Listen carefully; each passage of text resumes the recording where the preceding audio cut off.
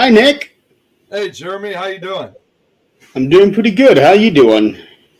So far so good. It's been a long day today, but other than that, things are fine. I hear you on that. It's been a really busy day for me too. I've been doing some more recording.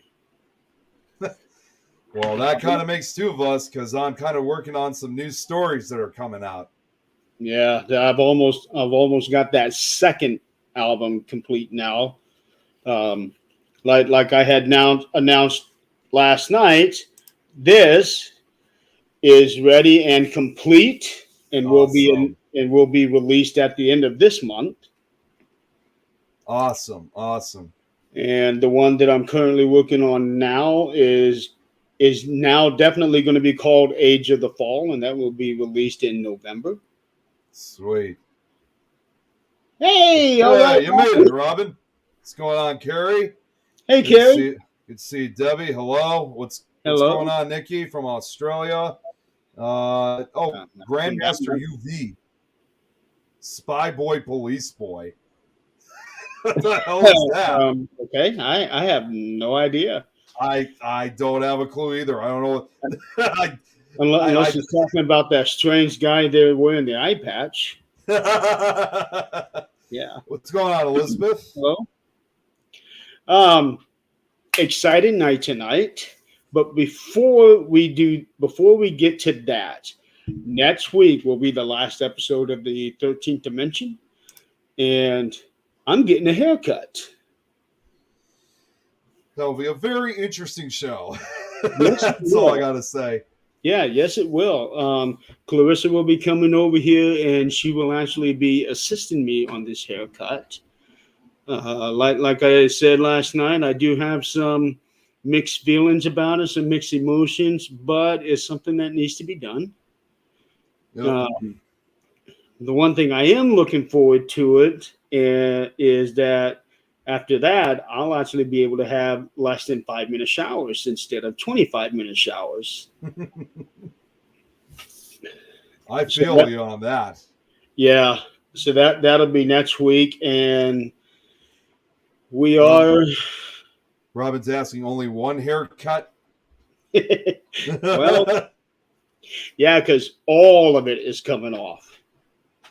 By the time we get to the end of the show, I am going to be looking like Stone Cold Steve Austin. That's how bald I Or Mr. Clean, as everyone has been saying. am. No, Jill has been specifically saying, Yeah, it's usually Jill. Well, yeah, Brad sometimes too, but mainly Jill. yeah, but But he kind of picked that up from me. yeah, but Carrie, you know what? Carrie's saying it will grow back out. Oh, this is what's going on, Howie? Good to see you. Hey, Howie. Welcome to the club, then. Yeah, Bald and beautiful. there we go.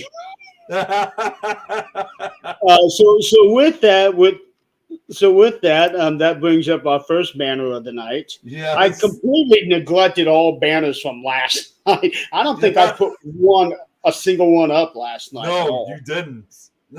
I Yeah, so I that, honestly was thinking about doing that myself. I thought, you know what? No one else is doing this. Maybe I should put them up. yeah, yeah. Usually I'm right on top of that, but last night I was just being lazy. Uh, I think we all were. yeah, yeah. We all need to be lazy a time or two. Um, but I will tell you this: Saturday night was anything but lazy, and we had. I want so bad to talk about the details of that night, but Oh, geez. At yeah, Wildwood or oh, everybody's going to find out. I'll tell you that. Everybody's going to find out exactly what happened that night. I'll tell you this. If you do say it, it's actually a perfect timing because I'm actually wearing my, you can't see it, but I'm wearing my Wildwood Sanitarium shirt. Awesome. Yeah. Awesome. Yeah. Oh, Hello, Christopher. yeah. Christopher is actually going to be the guy interviewing me after this show tonight. Is that right? Yep. Yep. I will be on his show. I'll be posting the link everywhere. You don't want to see Nick, Robin. You could barely see me at all. You know what? I'm just going to say this quickly. I know I just told you, Jeremy. Okay, so for those who are watching, I know it looks really dark right now from your standpoint, but it's actually really bright. I got the window over here. I got sunlight coming through, but for some reason, OBS on StreamYard has made it almost look like it's pitch black. It's nighttime almost, but it's really bright. That's exactly what it looks like. It looks like you're on the set of Friday the 13th, and all you have is a little lantern in front of you. Yeah, right. Exactly. Yeah. Hey, John Griffin's here. What's up, John? John, I was just talking smack about you. but like I said, I want so bad to talk about the details of what happened on Saturday night, but I can't under the penalty of death. That's where you came up with the penalty of death for me if I said anything. So it's that kind of thing of the killed or be killed. So you're under that threat too. Actually, I came up with that with John. I don't even remember who we were talking to about this, but it was about we was talking about the filming that we did at Wildwood last year, and I made mention that I can't talk about this, because I told John I wouldn't give the details, and then it just started hitting me. I can't talk about this because John threatened death on me, and then I got to thinking, oh wait, I've got a scar on my neck. John tried to cut my head off. I was going to say, that makes me wonder, what kind of group are you working for, Jeremy? We just kind of rolled with that. I got to ask, I was going to say, what kind of group are you working for? The mafia or something? I can't tell you. It's like the paranormal mafia. Yeah, I can't tell you. What's up, Joe? Hey, John's like, I don't know what you're talking about. I am going to say that Saturday night was an extremely interesting night, and our guest tonight was joining us. She had a big part of it. She's going to be featured on this documentary. Cannot wait for everything to be put together. They're not done filming yet. We were supposed to be finished with it all together on Saturday night, but some things had happened, and now they got to go back. They got to go back. This time, I'm not going to be able to join them as of right now. It is all going to depend on the dates and everything. But the lady that we have on our show tonight was a part of this, a big part of this. And what's really exciting is that this is her very first interview. She has never been on a podcast, she's done some lives on her own profile, but just a few minutes here, a few minutes there. She's never actually done a full third degree where we're going to be grilling her on this and that. So definitely be a good start for her. Yes. And I'm glad that she's having her first interview on this show. And she is also our last guest of this show, since next week is the last show. Mm-hmm. So ladies and gentlemen, please welcome all the way from New York, Diana May. Hi, Diana. Hi, guys. How are you? Doing pretty good. How are you doing? Good. I'm doing great. Thank you. So, everybody, please say hello to Diana. Make her feel welcome. Make her feel loved. And we will try to do the opposite. Yeah, I wasn't sure if I should run before, we got into this or not, but I'm going to do my best. Well, I can tell you this. We have a very dedicated audience, very, very loyal people. Yeah, they're just wonderful. So that you could not ask for a better group of people to be talking with in front of. Absolutely. I'm so excited. Yeah, Guys, do I need to take my background off? Do I look like I'm in real time right now, or am I kind of pixelating? look You fine look, to me. I was gonna say you look fine to me as well. Okay. Okay, great. Yeah. Yeah, every now and then we'll get a little something like right up there at the top of your head right now, but That's stuff like my halo. That's my halo. that's your That's halo. happened. That's happened to me before too. Yeah, Oh, hey, John, are you sure you recognize this person? You know who? And I'm seeing a couple names here that I don't recognize, Pamela and Jennifer. So I'm going to guess that they are friends of yours, Diana. yes. So Jennifer is actually one of my friends with the Nick Groff Explorers group. Oh, really? So yes, we have not actually met yet, but we've talked several times. We've messaged each other, and she's just become a really good friend over the past year or so. John's like, let me think, Jeremy. I'll get back to you in an hour. Don't hurt yourself, John. Looks like this is someone else who you probably know saying the Queen, but you can't see who it is, though. It's just Can't see who it is. user. Yeah, we have no idea who you are. Use this bottom link here so we can see who you are. But In thank you, fact- whoever that was. Hey, I will go ahead and put the link. what's into going the on, chat. Clarissa? Clarissa's on. Hey, Clarissa. Jennifer lives in Omaha. Oh, it's Katie. Okay. You know who Oh, Katie is? Katie. Hey, Katie. Katie Pink. Oh, okay. Oh, okay. You know what? I think Yeah, I she actually did know who say that is, she was too. gonna. That's right. She did say something about watching, but she was also going to be at work too. Watching from her. Yes, she did mention that. Yeah. Supposed to go to Yeah. Malvern. Yeah, so Jennifer and I have talked about going to Malvern and also to the Villiscax murder house. Nice. Oh So- man, the story out of that place to get back. No, Get back John, to no work No, allowed he's- in this show. no, We- no. John? she's- On the 13th dimension, we don't work. We party. no. He's saying that to Katie. That's That's including Katie. She's partying tonight. Forget work. No. But I've heard. But yeah, I was gonna say I've heard so much about Villisca, and I have yet to have gone.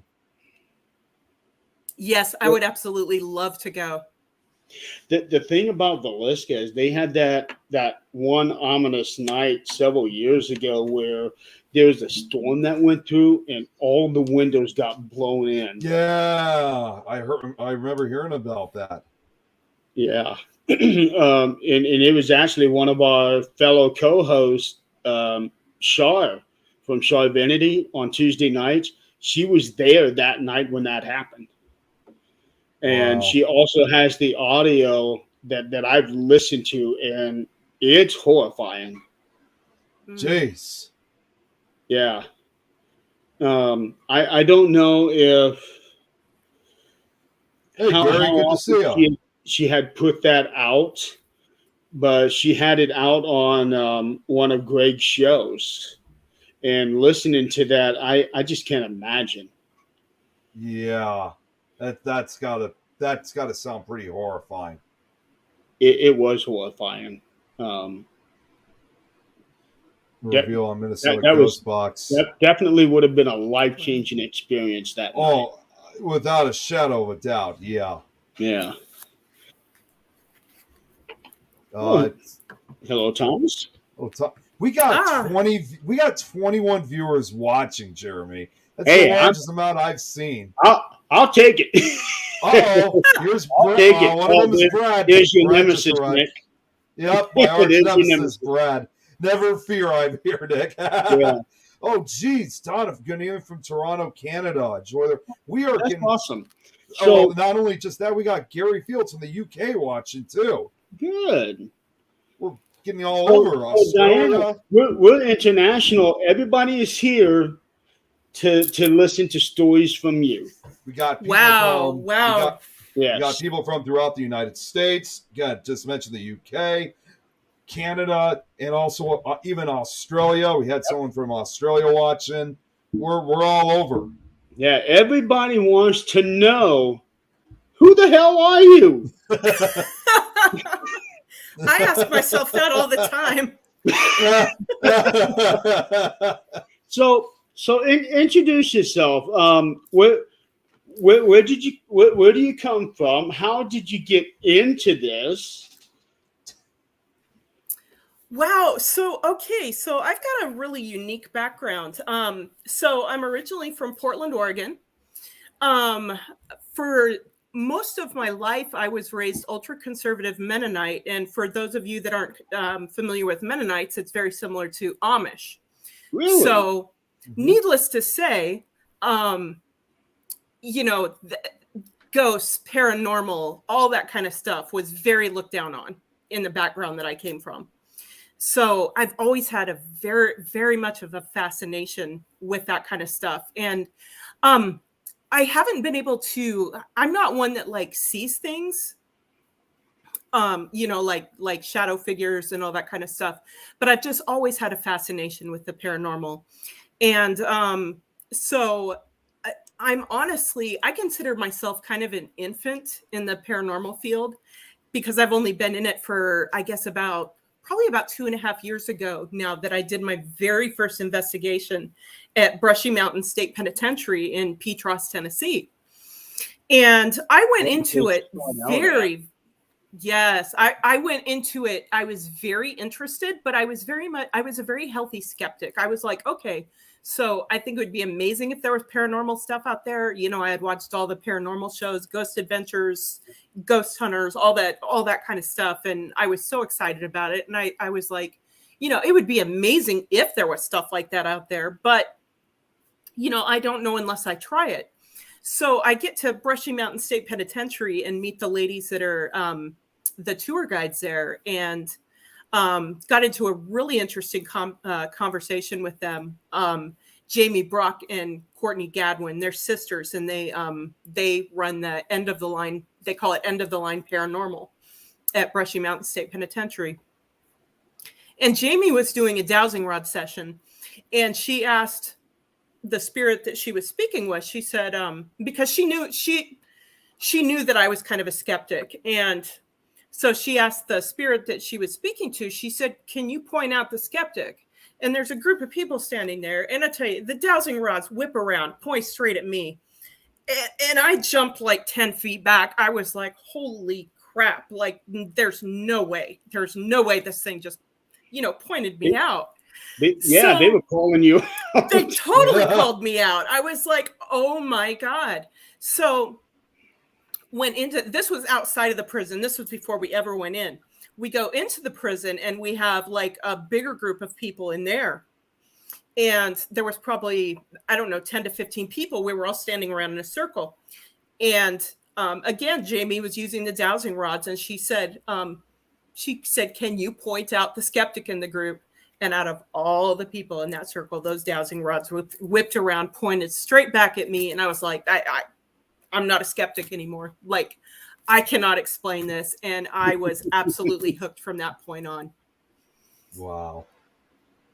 That's quite the initiation. If you Yes. I thought so as well. Because generally, most people don't have anything happening like anywhere near like that on the first investigation. I mean, I thought it would be great if I saw something or heard something or whatever, you know. I thought that would be a bonus, but I wasn't expecting that. And, you know, I walked out of there a very healthy believer. That's good. Yeah, yes, definitely. Yes. And since then, I mean, Brushy Mountain State Penitentiary is honestly, it almost feels like home to me. I don't know if you guys have ever gone to a particular place that you feel like it calls to you and you have to go back. And that's Brushy Mountain State Penitentiary for me. I've done, I think, at least 4 investigations there, and had stuff happen every time I've been there. That's good. That's really good.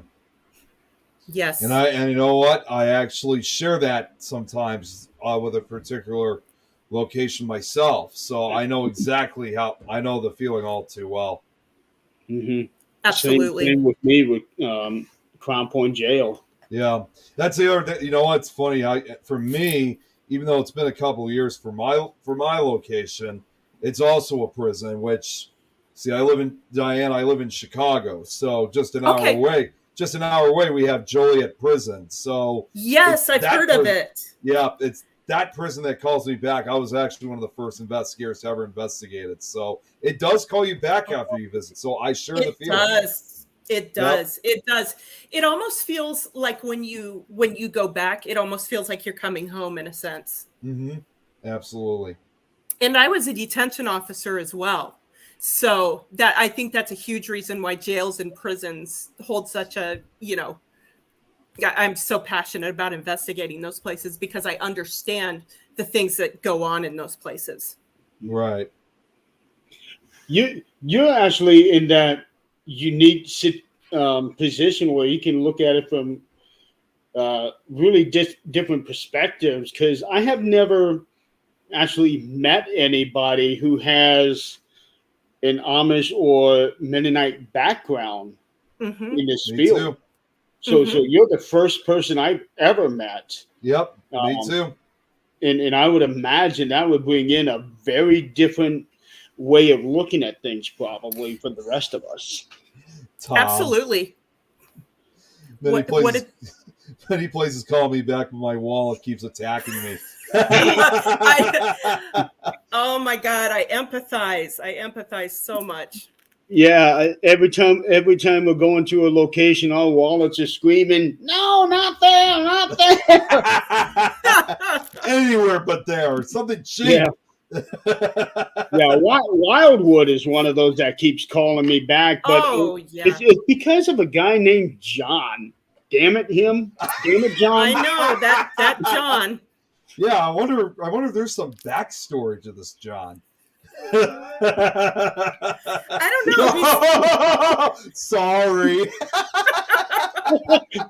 Apologies, John. Hey, Jeremy, is this the John you're talking about? Yep. That would be the one and only John Griffin, the second. Yeah, Joe loves Wildwood. And I'll tell you what, Wildwood is actually where I met Diana in person. I had seen her on Facebook, but was not friends with her. It just, I see her comment every now and then, and she keeps popping up on the suggestions thing. But I never think about it because a lot of people pop up on it. But what made her stand out is she was one of those that had that like that cartoon airbrush thing. For your profile picture. Yep. So that stood out from everybody else because nobody else at the time had it. And then I stopped at Wildwood because I was only planning on being there for 15 minutes. Because they were doing a 5-year celebration of owning the building. And I just wanted to stop by there, say hello to everybody, Lloyd, Brooke, Dale. And as it turns out, I did not leave that place that night. You just gotta stall Jeremy just to get his attention sometimes. Exactly. Just kidding. No. Jill's not wrong. Huh? Yeah. Oh wait, no. Wait a second. No, she's got it wrong. She made a mistype. It's you gotta stalk Jeremy. Oh yeah. So Diana, I would like for you to meet Jill. She's my stalker. Yeah. She stalks me too sometimes on some of the other shows I do. She's both our stalker. Oh, that's awesome. So I met Diana there, and her and Lori were going to go upstairs to take a look at the pendulum, and they invited me to come on up. Okay, yeah, I'll come up, take a look at it for 5 minutes, and then I'll be on my way. Well, we get up there, we look at the pendulum, and next thing I know, 4 hours later, the three of us are sitting in the seance room, and we are just talking about everything. Mm-hmm. And it was a very invigorating conversation, to say the least. Absolutely. Because between the three of us, we all had very that I'm was sure you didn't pass out the tub. yeah, that was 2 weeks prior. Did you ever see that? Did you ever see that picture of him, Diana? Yes, I did. and the three of us had all very different perspectives. We had talked about the Given Tree event, because Lori was talking about a couple of different places that took part of that, and Diana was talking about Deathwalker. Okay, what do you know about Deathwalker? Because it was coming out, and she, I'm the associate producer. Oh, okay. Let's hear this. So it was just a really great conversation, because we had 3 different perspectives, but they were all very real perspectives. Yes. And you don't get that very often. Usually you have that one person that tries to play it off. Oh yeah, baby. There was none of that shit there. No. And Diana and I became fast friends after that. Nice. Absolutely. It was one of those things where I felt like, just talking to you for a few minutes, it like after that evening, it felt like we had known each other for years. Yeah. That's what it's as I would say, it's typical in the paranormal community. Like when you meet certain investigators and you chat with them, even for just a few minutes, all of a sudden it's like you just became best friends with them. It's like you've known them all your life. And that just recently happened to me too, because I told Jeremy I was at the Michigan Paracon a few days ago, and I actually got to see some of the big names like from Paranormal TV. And after a few minutes, it's like we just became like all best friends immediately. So again, that's something amazing. I can clearly relate to. So it's an amazing feeling. It really is. You hear a lot in the field about paradrama and things like that, but there's also para-unity, and that's what I love so much. I love making those connections, because everybody has their own kind of slant that they come at this with. They have their own experiences and their own ideas about things, but it's amazing to be able to come together. And Jeremy, you saw this with the group of us that were together at Greenville Manor this past weekend. Oh man, that was. I had never worked with you guys before. Like, I had met some of you, but there were several people that Saturday was the first time that I had ever met them. Yes, what Jill says, soul recognized soul, absolutely. We just have that common spirit, for lack of a better term, and that's what I love so much about the paranormal community. Exactly. Well, I'll tell you this, Diana, because I probably have done this better than anyone in the paranormal field. But you know how we pointed out, like how we had international connections watching. Yes. Yes. I, in particular, probably made more international connections than probably anyone else had, because I have actually found investigators from countries you would never think twice that there would be people who'd be interested in. So countries you've never even heard of. Yeah. Wow. I mean, seriously. I mean, I'm actually concerned about making I made a highlighted map about a year or so ago. I think about making a new version of it just to see how it looks now. But if you see this map that I make, that will clearly show, someone like myself. I know not many people, I know a lot of people look down on it, but that if that doesn't prove para-unity, I don't know what will, because you're really absolutely. going over, and we're not just talking about, like the U.S. and the U.K. I'm talking all over. This is including Absolutely. Russia. And Wow. I even have, I won't make this short, in spite of the controversy some people may think, I do have two connections out in Ukraine and one in Russia, and they're on the same side as us. I could first start. Well, the one in Russia, he's on the same side as us. He knows what's really happening, but more importantly, he actually is a true paranormal investigator. I've spoken with him, and as soon as I added him, I introduced myself. Got to let him know who I was, got to know who he was, and same thing. It's like we became friends very quickly, regardless of where we came from. It didn't matter. Yes, I love that so much. Mm-hmm. And yeah, that comment right there. So what was really great, and I even made mention of this Love you, on the Katie. video that John made a few days ago, that we all did work very well together, despite some people meeting for the first time.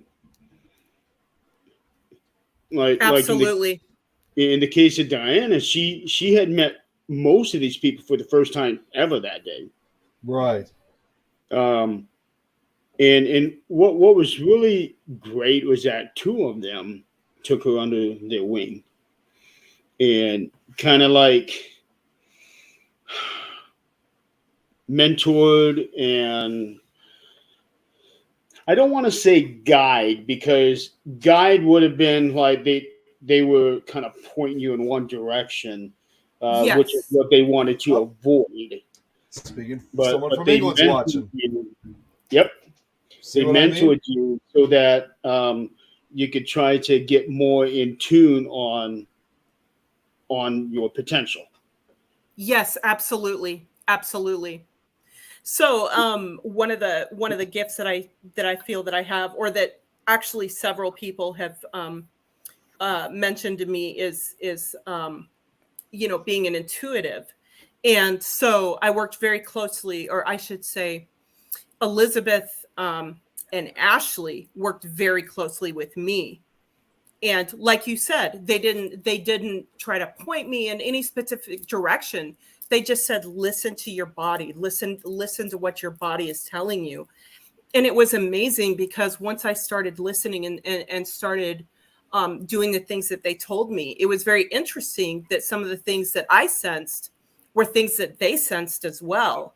And for instance, there was a really crazy instance where Elizabeth and I, several hours apart, had been in this particular room, and I had felt a sharp pain in my jaw, and I mentioned it at the time, but didn't think anything else of it.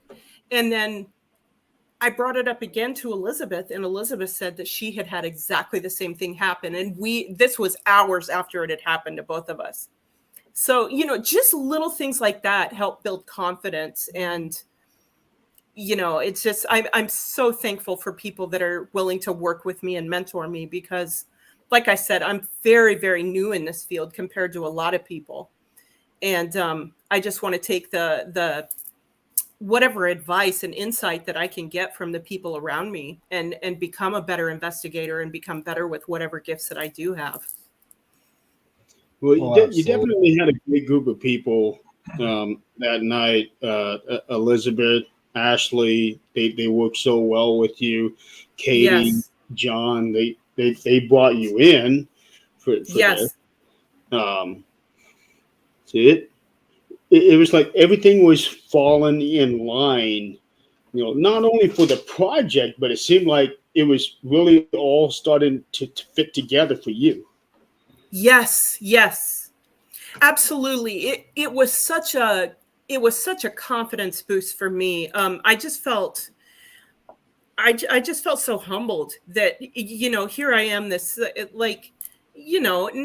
not very many people know who I am, and I'm fairly new in the paranormal scene and all that kind of stuff. And to have, that group of people that you were with, Jeremy, to come and to have John invite me to be a part of this amazing documentary that he's putting together and all this. I mean, it's so humbling, but I'm just so grateful for the opportunity, and I want to use it as an opportunity to grow and to learn and to, just become a better investigator myself. I'm just glad you seized the opportunity. Yeah. Yes. Me too. Because what happened at Greenville Manor, like when this film comes out, it's going to blow people away. It, Oh. it is. It Yeah. sounds like it. Yeah. Yeah. It just absolutely, it was in some ways life-changing. It just kicked up my whole interest in the paranormal and everything. It just kicked it up to that next gear or that next notch. It's just, I feel like I'm at a whole different level than what I was a week ago. And I will, no, Brad, you do not. What did he say? Oh, wait, do we get to see Jeremy scream like No. Well, I wasn't going to say anything, but No. But I did learn something that night from one of our experiences that I wasn't exactly expecting. Shut up, John. 3 times exactly. Yeah, right. Was that with me with the ghost cat and OSR? Oh yeah, you want to talk about somebody that screamed like a girl? But we're not going to get into that. But I learned a few things myself that night, and you're going to find that out on the documentary too, if it makes the cut. And one thing I do want to stress on you, Dan, is that what you saw, what we all did that night, is not your typical investigation that most teams do. yeah. So we were going way out, and well, you're going to have to talk to John about that because he is the director. Brett wants the director's cut. That's what I was just referring to. So we were really reaching out, thinking not just outside of the box, but outside of the next 5 boxes with the stuff that we were doing that night. Yes. And so what we were doing was not your typical investigation. Pretty groundbreaking stuff there. Yeah. So in the beginning of your paranormal career, if such a thing really, your paranormal adventure, let's put it that way. Adventure journey. I call it a paranormal career. That's just me though. I love it. No, it's not really, but yeah, it's everyone's decision.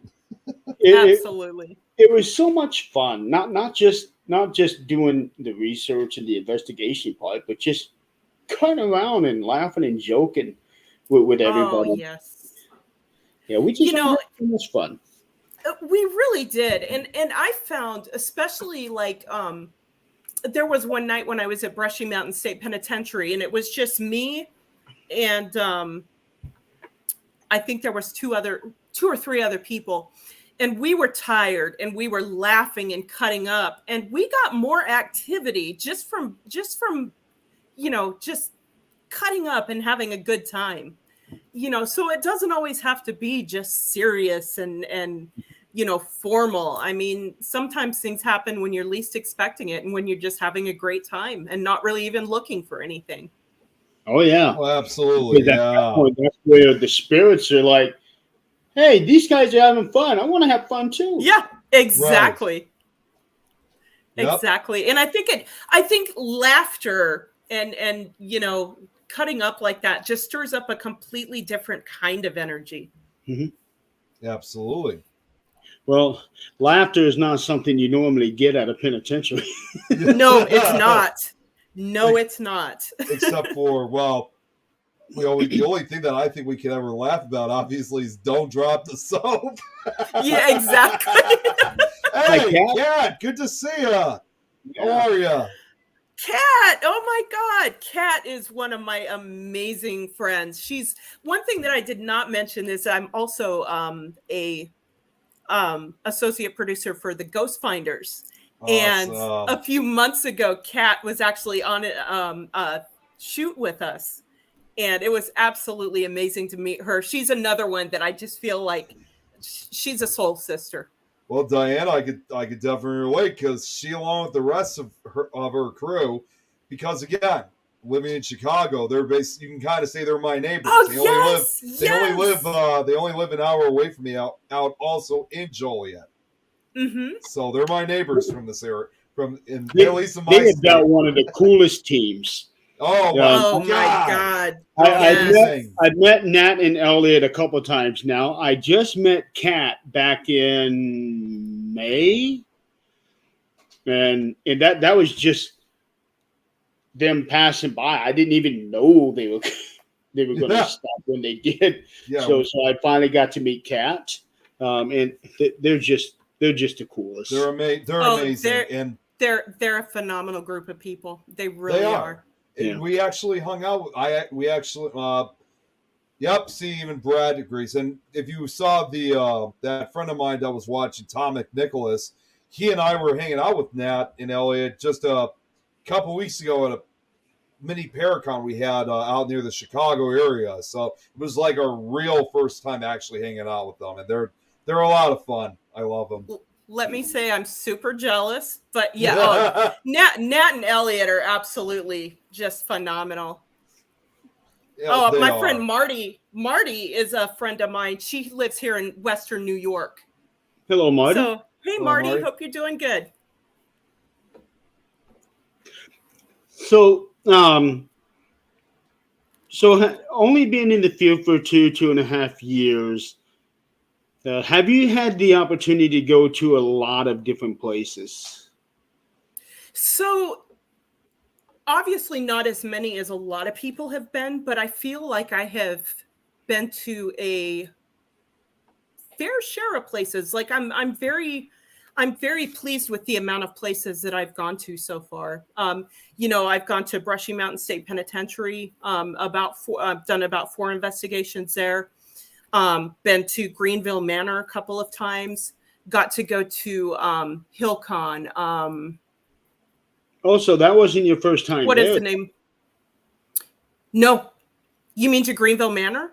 Yeah. No, I had been there before. I had been there one time before. Okay. All right. Yep. It seems like every time I'm turning around, you're back at Hinsdale. Oh my God, Hinsdale! Let me tell you, I love Hinsdale. So, one of the really cool things that I'm super blessed with, Dan Class, who is the owner of Hinsdale, is one of my best friends, and I moved up here a few months ago to Western New York, and he knew how much I wanted to see Hinsdale and get involved in stuff. And so he has very graciously allowed me to be a part of one of the members that comes in, one of the team members that comes in and gives tours for people that are coming to investigate and all that kind of stuff. So I'm up at Hinsdale quite a bit. I was up there twice this week. I'm actually going back on Sunday. I did a solo there about a month ago. I remember spent the whole night there by myself. Not gonna lie, the scariest night of my life.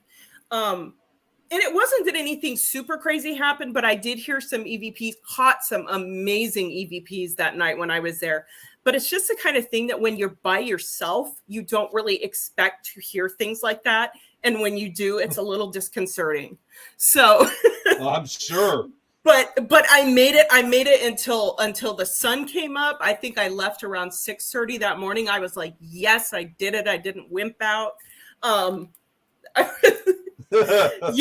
that was quite an experience. But Hinsdale is just very, very dear to my heart. And like you said, Jeremy, I'm there all the time. Yeah, it seems like it.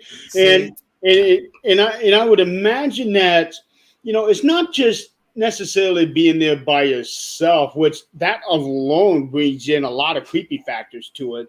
But the Yes. seclusion of the place. That's just the thing. Hinsdale, it's nice and warm and inviting during the day when it's all nice and sunshiny outside.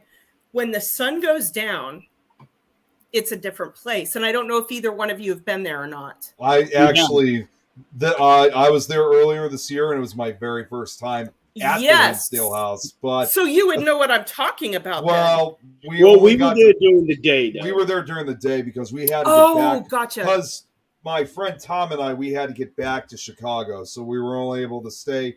Well, we only stayed for what, like 2 or 3 hours, Jeremy, and we were there for a pretty short period. Okay. 3 hours, I think it was. Yeah, because we got there right around. It was like around 11 o'clock, and we left after 3. Yeah, and unfortunately, I will say this though, I didn't really.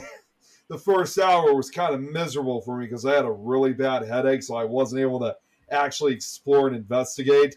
I had like a migraine, so I had to take medicine, sleep for a bit, and then after I finally recover, it's like, all right, now let's do this. Yeah, exactly.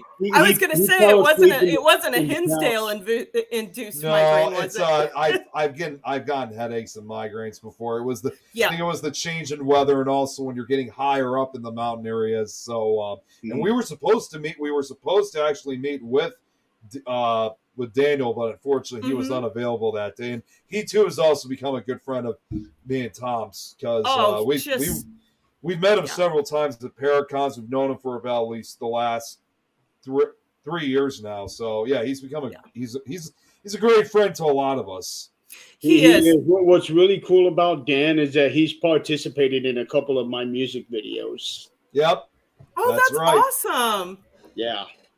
Yeah, Dan is on the one most... song. He actually had the opening line. So that's right. Was cool. That's right. That is really awesome. Yeah. Okay, so you were there by yourself that whole night. Is this the only time you've done this? So I did another night a few weeks after that. I was so tired that I was running on very little sleep that time though, and I was so tired that I was too tired to even investigate. And I ended up leaving, I want to say around 4 o'clock in the morning or something. And it wasn't that I was afraid or anything like that. It was just, I was so tired that I didn't feel that it was even productive for me to even try to investigate at that point. So from my point of view, and it's looking at it from a safety point, if you're so tired, why? Because you live over an hour away from Hinsdale, right? Correct. I probably would have just stayed there and taken a nap. And the problem was I tried. I was in the living room and I was trying to sleep, and I just could not sleep. No. So at that point, I was like, I might as well just go ahead, drive home, get in my own bed, see if I can get some sleep. Okay, so in the times that you had been there by yourself, did you brave the forest? No. No. I didn't. Yeah, I just I know that I do know that there are bears and different things up there. I mean, we've seen like a black bear up there, different things. So I know that there's some wildlife up there. If I were with somebody, I would. I just didn't really feel safe. And I'm not going to lie. Those woods are so dark at night. Oh, I'm sure. I didn't brave it. I really didn't. I think if I would have had somebody with me, I don't think I would have had any problem at all going up there. The one thing that I would be worried about is because it's not exactly the smoothest to walk through. Correct. Oh, sure. Well, I've seen it. It's like on a hillside. It is. And Dan's done an amazing job with putting like steps up into the hillside and stuff. I think he's used like railroad, like the railroad. I don't know if it's he put that or yeah. Okay. I was wondering who had put that there because I knew that wasn't natural. Exactly. Yeah, because I think there had been some instances where some people went pretty quickly back down the hill after they had gotten up toward the top because it was so slick, and that's when he finally, I think after it happened to Dan, he decided to go ahead and put some steps in. I don't blame him for that. He almost sacrificed his body for his Geo box. Let's just put it that way. So. Poor Dan. Okay, I well, know, right? we're going to end up having to have Dan on the show and grill him on that one. Come on, Dan, tell us about the time you almost killed yourself. Doesn't have that comfy tub. Too hard to sleep there. The hell is Yeah, Brad talking about? Hinsdale does not have a comfy tub. I'll tell you what, that tub in the basement there, it actually is comfy. Yeah. You know, I would totally throw a sleeping bag and a pillow in there. I would totally do that. Yeah. And plus, Can you it's so imagine if nice it and was- cool down there.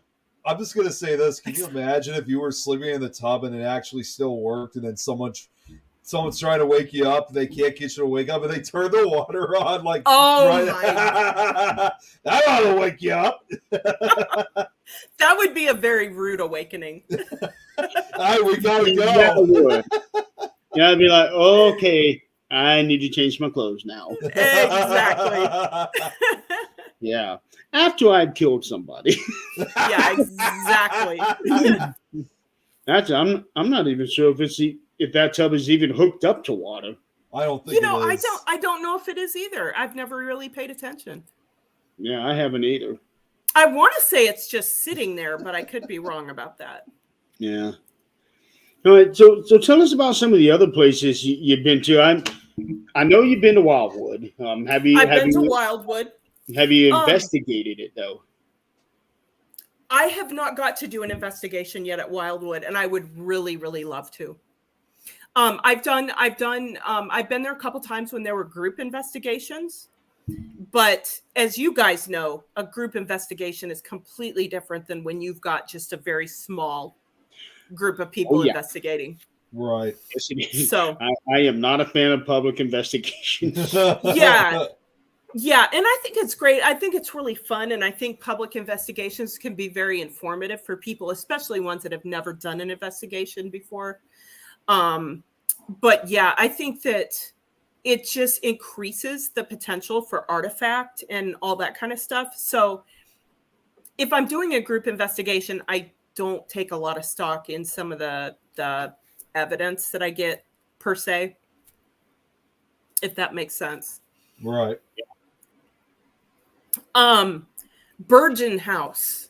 I don't know if you guys have ever been there. It's up here in Western New York as well. What is it? What's it called? The Burgeon House. Bergen. I don't think I have heard of that. That sounds that sounds new to me.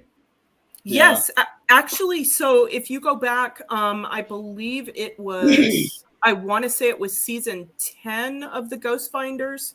They actually were there, and it was a very, very interesting investigation. They actually held a seance there, and that was a really, really interesting episode. I'm looking it up right now. Yeah, I'm looking it up currently. Yeah, it's a really, really good place. I'd love to go back. I went for an evening with a group of people here, locals. And my friend Marty that came on earlier, she was one of the ones that was at that investigation, but it was great. I really enjoyed investigating there.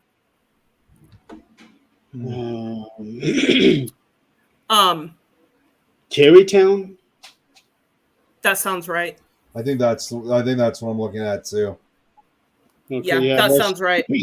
That's one of the, because I typed in Virgin House Haunted New York, and the first one that popped up was Haunted Upstate New York Home Hits the Market. And that might be it. It's in Genesee County, New York. Yeah, I think that's what I'm looking at too. Okay, no, it's not this one. This one here says the Insulin Mansion hit the market for $444,444. Wow. Oh yeah, I don't. Yeah. Okay, I don't think that's Okay. right. I don't think that's. I don't think that's it. Yeah, I that don't think doesn't so sound either. Yeah, but if you Google the haunted Burgeon House, it'll come up. and it's in Bergen, New York. There's a city in New York called Virgin. Bergen. What? Virgin? Bergen. Bergen. I thought for a second, thinking, wait, I thought you said virgin. Like, wait, what? No. That's what I thought. Well, no joke. There's an Intercourse, Pennsylvania. So I mean, why not Virgin, New York? I mean, yeah. Well, there's also. Well, I'm not going to say the name, but it's out in Austria. I'm not going to say it though. I think Diana knows what I'm talking about. Virgin House. Okay. Well, okay, here we go. Well, that definitely helps me out on my search because I was looking up Virgin House. So I was getting some different results. I'm like, oh my god, maybe that's why it sold for so much. Yeah, probably. Yeah, I'm sure there's probably that is probably the closest to a good retreat anybody could ever get. Right. Well, leave it to me to get the weird shit. Exactly. And something tells me too, there's probably more than one of these virgin houses. Exactly. Yeah. Okay. Elizabeth Schuyler. Yeah. Virgin House. Oh, wow. Virgin House. Yeah. Elizabeth was. This there is that an night old as well. house. It is. Virgin. It is. The Virgin House. It Virgin actually House, looks right? like a barn. Oh, yeah, it does. It does. That's exactly what it looks like too. Yeah, it looks like You're a Rochester. farmhouse. Wow. Okay. Oh, So what's the story on this place? Oh man, I'm not sure exactly as far as the history. They've got quite a bit of stuff there. We had a pretty good sized group of people. I know they said that there's things that have happened, like they've had like some Bigfoot things that have gone on like back in the woods and that kind of stuff. I can't remember exactly what the actual history of that place is though, to be honest with you. I know that we did an Ouija board session. Jeremy needs to delete his search history now. Trust me, it's still a lot better than some people's.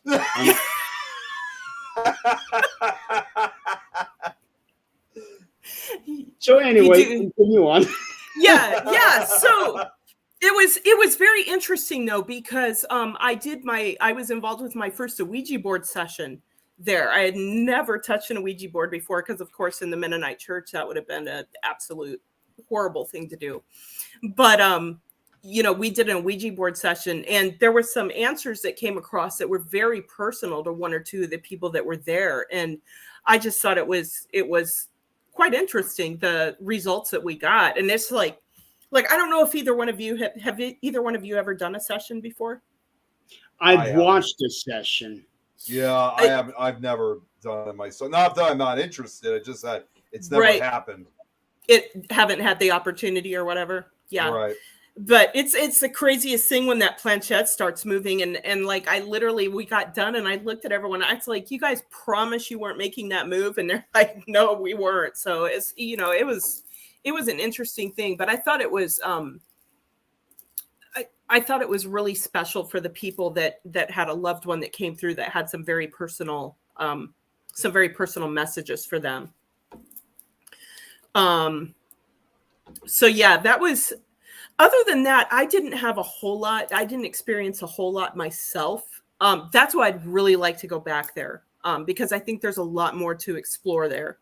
But just we had, kind of limited time, and so I'm really hoping the opportunity arises to go back at some point.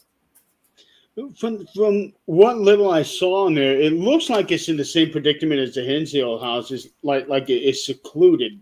Yes, many neighbors. It is. So it's one of those type of isolated locations. Yes. Yes, and I think they do have neighbors that are closer than at Hinsdale. But again, it's on a very nice property. There's a barn too that they say is very, very haunted. Um, That's what Marty was just talking about. yes, That the yes. barn is active, and so just from that Ah, alone about the slaves, the imprint yes. that would be left on the house just from that alone, because I'm sure that they would be very scared, very angry. Right. Yes. Um,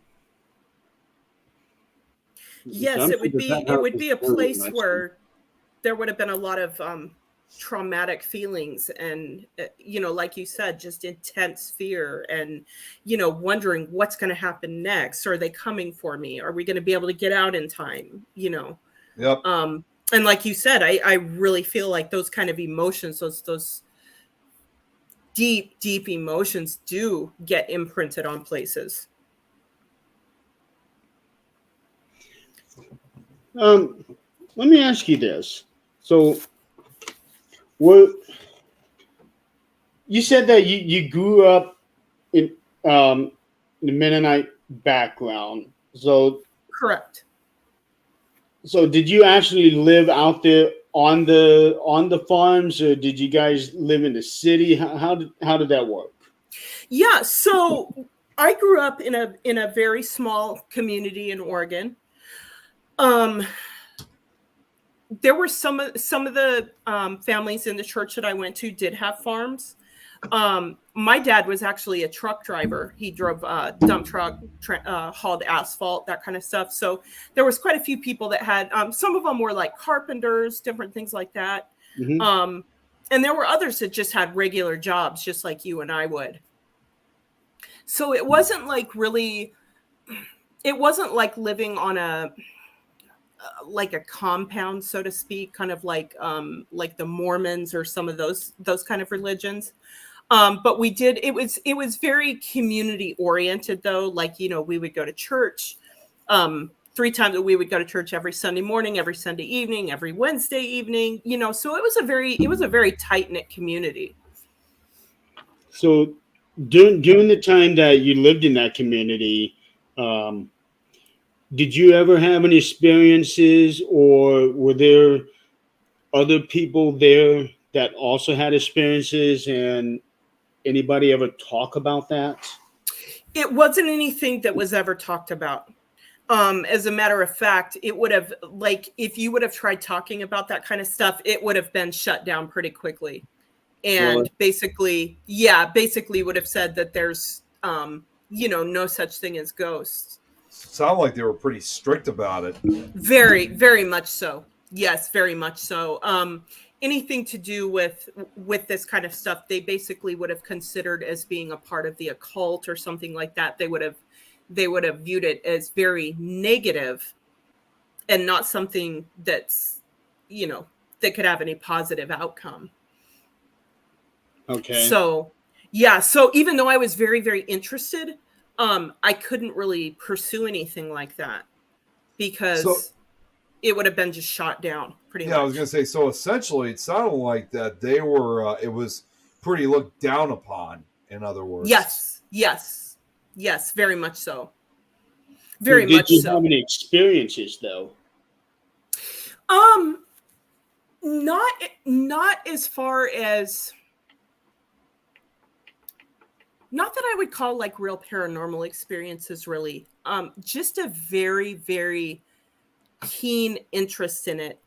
And my dad, one of his younger sisters, when they were growing up, they had a house that was haunted. And I remember my aunt telling me, and I just remember being so riveted when she would tell me these stories of this older woman that would come out at night. She would come out of like a cubby hole in the wall or something like that and talk to them and would try to get them to go into the little cubby hole in the wall with her.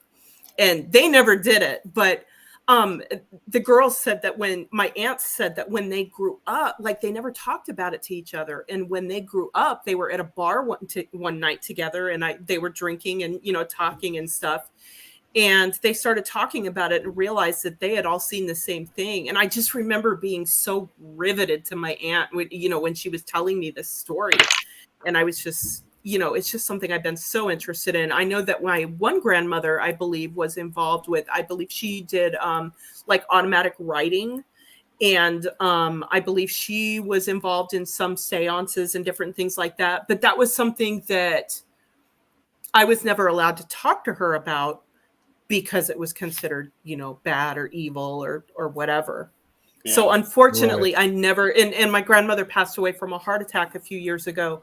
And that was before I really got involved with the paranormal. So unfortunately, that's something that I can't go back and talk to her about now, you know. So I wish I had been able to have those discussions with her when I was younger. Actually, just because she's gone, that does not mean you can't go and talk to her. That's right. You know, that is very true. All, that is what this is very about. True. That is very true. Yeah. Okay, so and I know that you've had some experiences, because we definitely had that Saturday night for sure this week. Yes. But have you had what you would consider that one defining experience that just changed everything for you? Oh my God.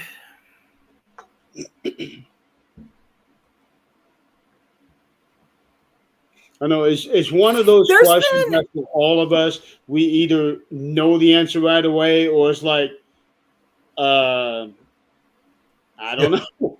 Right. There's a couple that come to mind. At Brushy Mountain State Penitentiary, and I don't know, have either one of you been there? No. I have not. Okay. The cafeteria has a very, very dark history. And 2 of the last 3 times that I've gone there, I have been stopped dead in my tracks at exactly the same spot, walking back towards the corner. And it felt like, the closest I can describe it is it felt like walking into like a black wall of just black energy. And I felt like I couldn't take one step further, because if I took one more step, something really, really bad was going to happen. And that happened to me twice there. And both times I had somebody come with me, and we ended up going up there, you know, and I confronted it. And I don't say that, I don't mean to say that I went and provoked it or anything like that. But I should say I confronted my fear, and I brought somebody with me and made myself go further. In the same spot both times? The exact same spot. The exact same spot, and the exact same feeling. Just that feeling of dread. Wow. But I would say the one defining moment was at Hinsdale. That night I was by myself, and I heard those EVPs audibly. That was such a profound experience. And I don't know if you've been on an investigation before where something happened, it literally felt like your heart jumped into your throat, and it's like a million thoughts go through your mind at the same time. And it's like, oh my God, I don't know. I've got to run. I don't know what to do. Like, all these thoughts were going through my head. That experience at Hinsdale, and then actually catching stuff on my recorder that I was able to, you know, let Dan listen to, and let John Griffin listen to, and some different things. That was a huge defining moment for me. It was very validating, because I thought I heard something, and that to actually have caught it on a recording was just absolutely phenomenal. That's good. Yes. Yeah. And made me just want to do it even more. You know, it's just like I'm hooked. I'm hooked on this paranormal stuff. It's crazy. I know it's like, oh, I just got that shot of adrenaline. I need more. Yes, exactly. Yep. Yeah, I was sitting at Hinsdale by myself one day waiting for a team to come in. And I was sitting in the kitchen, and there was this bang or something that came out of Mike's room. And I get up and just go right in the room to go see what it is. And I'm like, most people would not do this. Most people would be running out of the house or whatever. What am I doing? Like walking towards a noise I just heard. It's just, I don't know, but I love it. I love it so much. And I want to know what it is. yeah, exactly. Exactly. But it's exciting to me, and I want it to stay that way. I guess, if it gets to the point where I'm not excited about it anymore, I probably need to find another hobby or another interest. I don't think I would go that far. I would say if it's getting to the point where it's not exciting, then I would probably just take a step back and take a breather. Right. Fair, very fair point. Yeah. Very fair point. Not just leave altogether, because in all truth and honesty, once you get into the paranormal field, you don't get out of it. No, You're don't. in it pretty much for life. That is very true. I don't care what anybody says. Yeah, and I've already pretty much have. I mean, the funny thing is, I'll just tell you this. I mean, a lot of times I'm usually the youngest one here, but I've been doing it for 17 years. So it really is truly, part of my life. It really is a life, life commitment. Absolutely. How did they do it? The paranormal is for life or something like that. Whatever For that lifers. For life. There is that term, lifers. So yes. Yeah, there's lifer. Because last year I took a break myself. I took a 1 month break, and everybody knew that it was just a break. I'm not leaving. I have a date. I'm coming back. I just want the entire month of November off. That was all I wanted. And I did that. I came back in. I'm ready to go because I had that breather. And I think that everybody needs to have that breather every once in a while. John, I am talking to you. but no, everybody does need to have that breather every now and then. Sometimes all you need is just a day to step back. Right. Like for me, I took a whole month. Yeah. And it was great. I would absolutely love to get to the point with this where I could do it more on a full-time basis. Unfortunately with, my current situation, I'm not able to step away from work and all that. What is you this call a break? A break. Yeah, Jeremy, tell us what it's like to have a break. I would love to know that. What was that, Jeremy? It's something I've been trying to drill into him.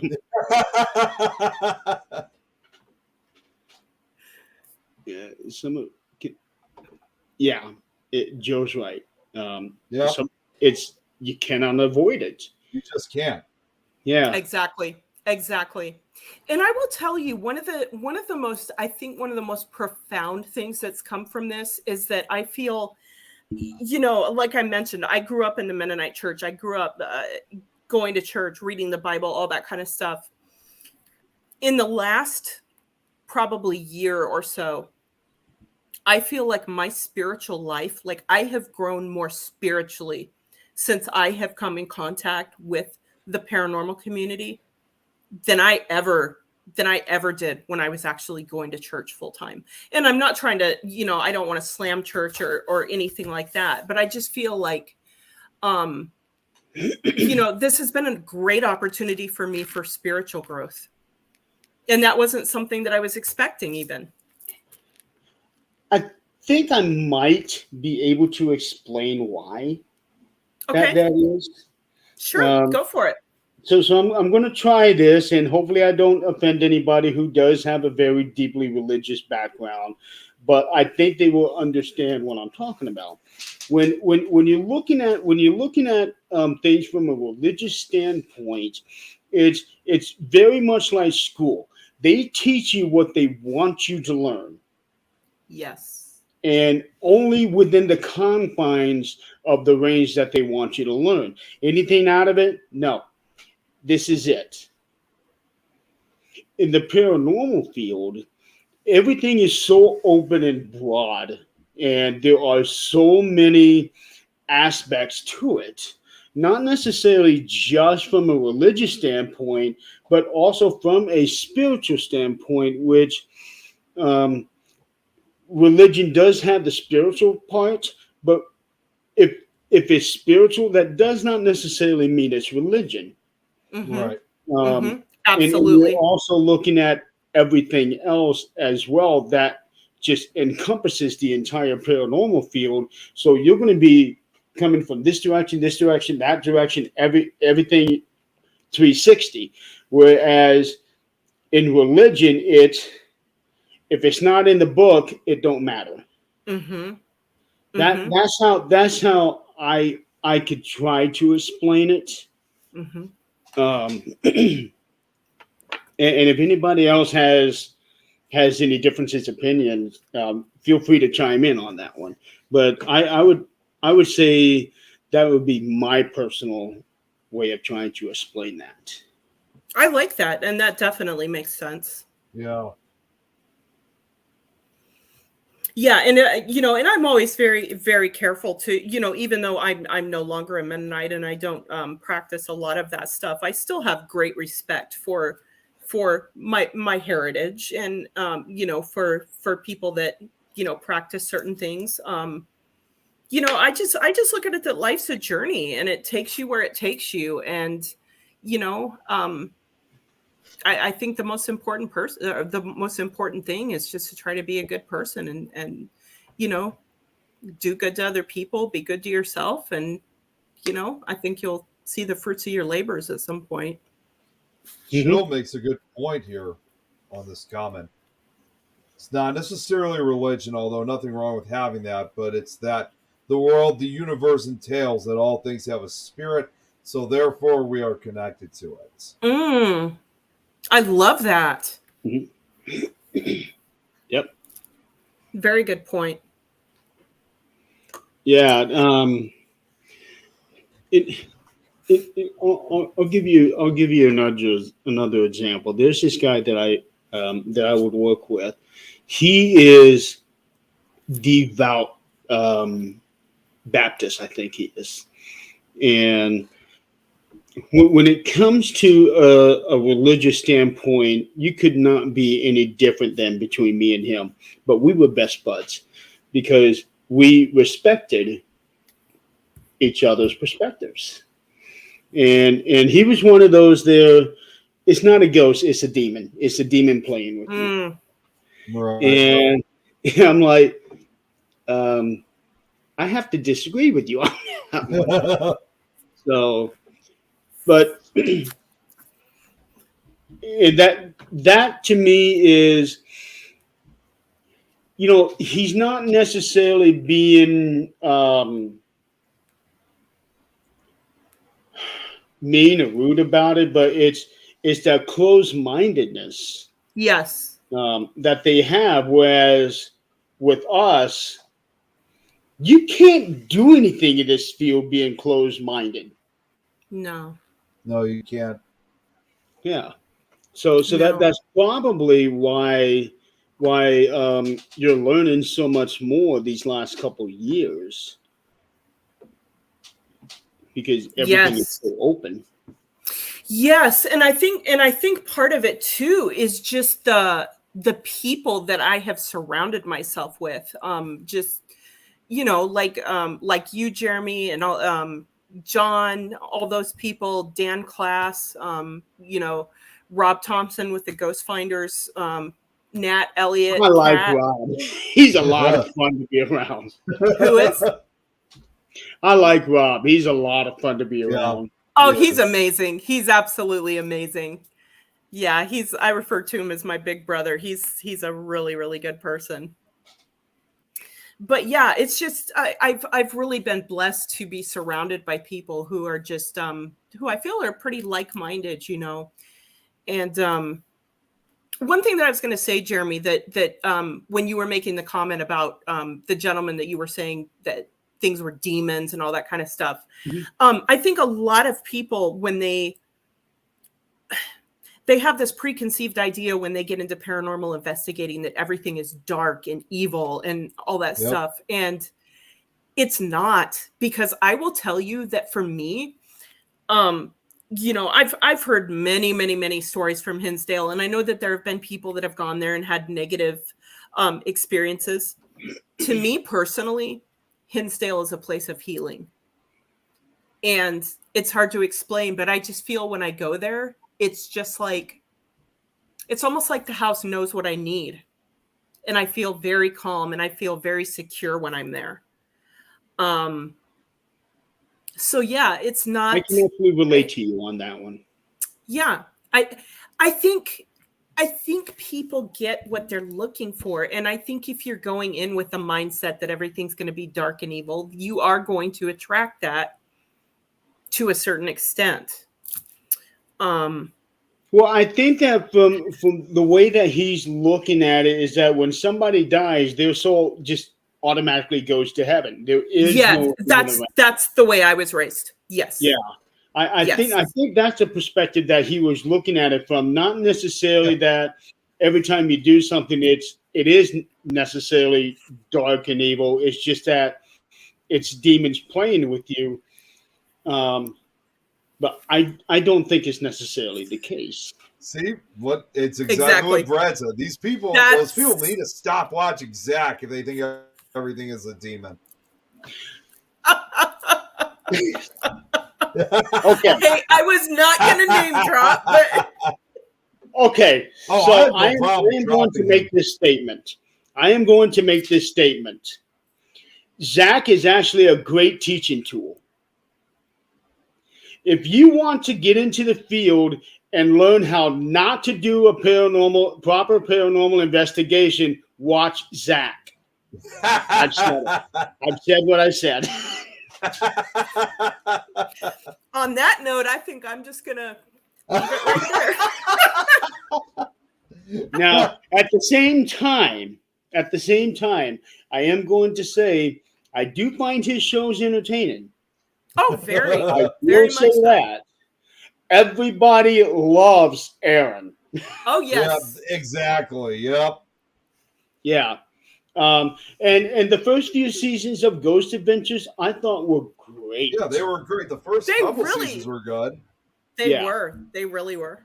Yeah, but then when it got to the point where every location they go to has a demon, and every location they go to, somebody gets possessed. And I know that at least on one occasion, Nick was one of those that got possessed. Yeah, Mm-hmm. I remember that. Because he just had that look on his face. Yeah, I do remember that episode. Yeah. I want to say that they were at the Linda Vista Hospital, but I'm not 100% certain on that one. Right. Yeah, I know for a fact that Linda Vista is where Nick had that, where he saw that apparition of that nurse that like scared the crap out of him. Yeah, I remember that. Yep. But I can't. I do. Computer. Yeah. Yep. But I do remember that, and I don't remember which episode it was that he actually seemed to be influenced by something momentarily. Yeah. But again, this is all TV show, so it's not just necessarily Ghost Adventures, but it's also Ghost Hunters, a Paranormal State. They do have to have things in there to be able to get the ratings. I get that. Yes. So I get that. So Ghost Adventures is not the only one, although they are very dubious about it. Mm-hmm. Yep. Mm-hmm. But that's all I'm going to say on that one. Yeah. So what Yeah, were we like talking before that one? What'd you say, Jeremy? What were we talking about before that one? I kind of got lost in it. I did. We kind of went down that little rabbit hole there, and I kind of. I know, and I need to have a shovel behind me because I keep digging myself into it. Just stop while you're ahead, Jeremy. Brad, I love this comment. It's like Jill's like, I'm definitely The not power possessed. To be of- clear, it's just clairvoyance. And it's like, don't lie, Jill. The power of Jeremy compels you. Okay, that's a new one. That's funny. That's original right there. Yeah. Oh my God, this actually rhymes. Brad, you're so bad. Brad is bad. Bad Brad. Bad Brad. There we go. That's your new nickname, Bad Brad. Bad Brad. Yeah. Say that one 5 times fast. Okay. Bad Brad. Bad Brad. I'm sorry. I am trying to remember exactly where we were at before I had to address that comment. You know, I don't remember cannot read exactly. comments, so- yeah. I could go back to my old jokes. He's bad to the Well, bone. you made a promise, Brad. You made that promise. I will say though, about a month ago, I had the privilege of going to HillCon at Hillview Manor. Oh, That HillCon. was absolutely amazing. That was I got to go with a small group that evening with Dan. He had his Geo box, and oh my God, we had so much fun. There was about 4 or 5 of us in the group, just a small group of people, and we got so many responses. I'll tell you what. When it comes to paranormal conventions, you can meet a lot of really great people there. Yes. I look at it as networking because Yes. it's an opportunity to meet amazing people from all over the place. And again, like-minded people. What is it? Alex Moreno. Alex Moreno. I got to meet her. She's absolutely amazing.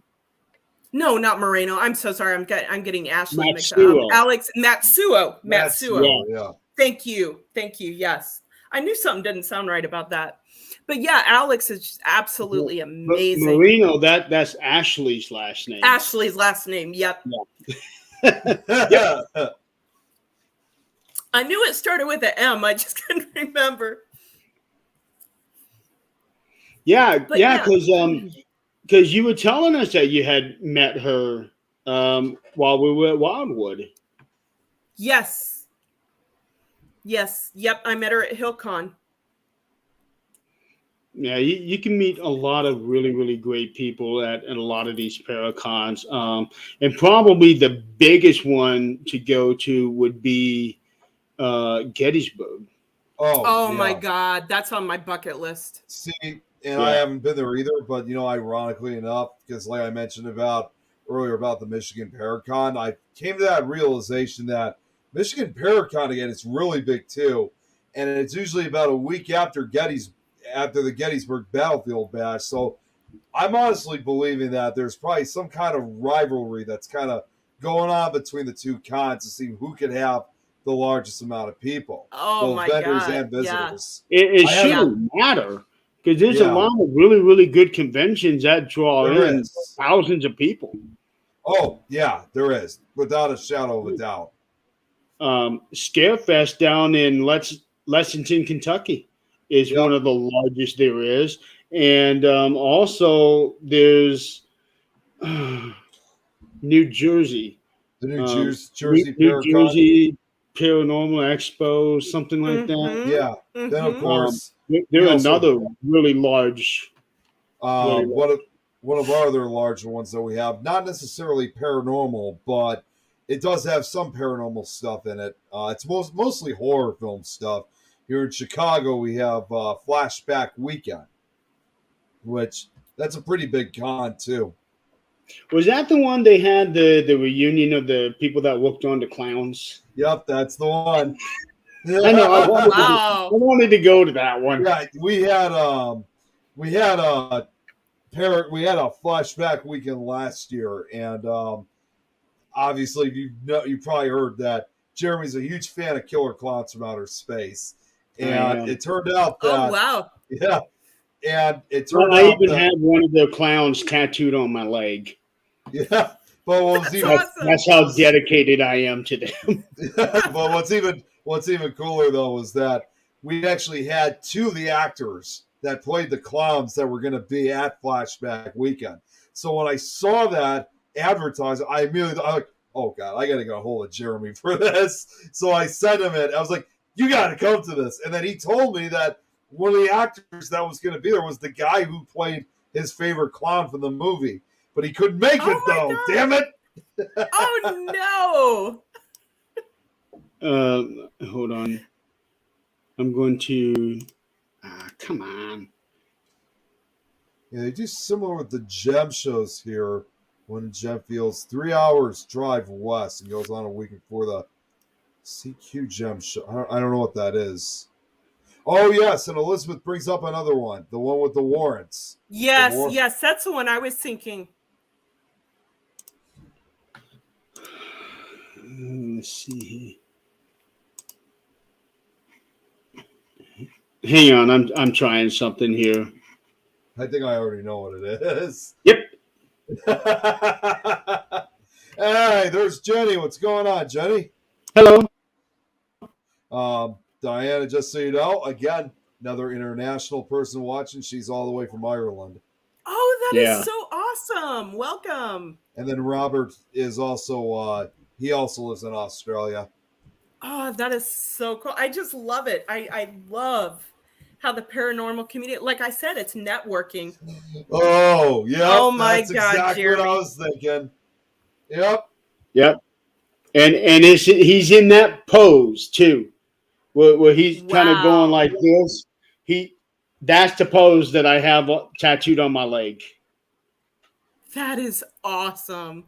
Yeah. His name is Rudy. I love that's so cool. I love clowns.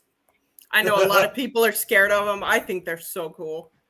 I wonder if that's why you and I get along so well. It very well could be.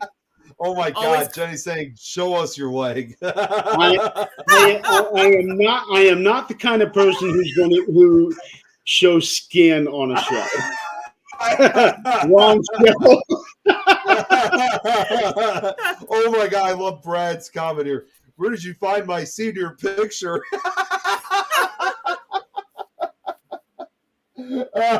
That's epic. Brad makes a good point. It's not that kind of show, Jenny. I'll tell you what. Let's see if I can. I'll take a picture. Oh my God, Jill's asking. No way. Come on. Damn it. What'd she ask? She's saying, show us. And then Robert's like, is it that high up on your leg, Jeremy? No, it's not. I just hang on. I was gonna say if you go through all that, you might as well just throw your leg up there and show us, Jeremy. Brad, make sure you put a $9.99 behind a $9.99 paywall.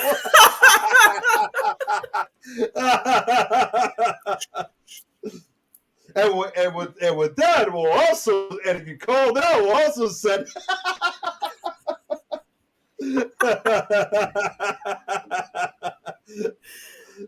That's Jill. great. Did I get it? Remember, only ghost info, dot info still exists. But wait, there's more. I love the comments. Oh my God. Jenny, he's not gonna show it. All right, here it is. You happy? Yeah, That's That- a good size tattoo. Yeah, it is. it is. That actually took Jill's like, three. It was either 3 or 4 sessions. Oh wow. Yeah. That's awesome. I love Jill's comment. This is for you, Diana. She said, Diana is like, what have I gotten myself into here? Guys, here's the thing. I was an EMT for several years. Okay, being a female in a man's world, like, and then I worked detention. That I don't think there is literally anything you guys could say that would even remotely offend me. You know what I was actually expecting her to say? Actually, I would have expected Jill to say, or someone say, Diana's going to walk off the show. Is like, I'm never coming to this show again. No, but I've heard that of other shows, but I'm not going there.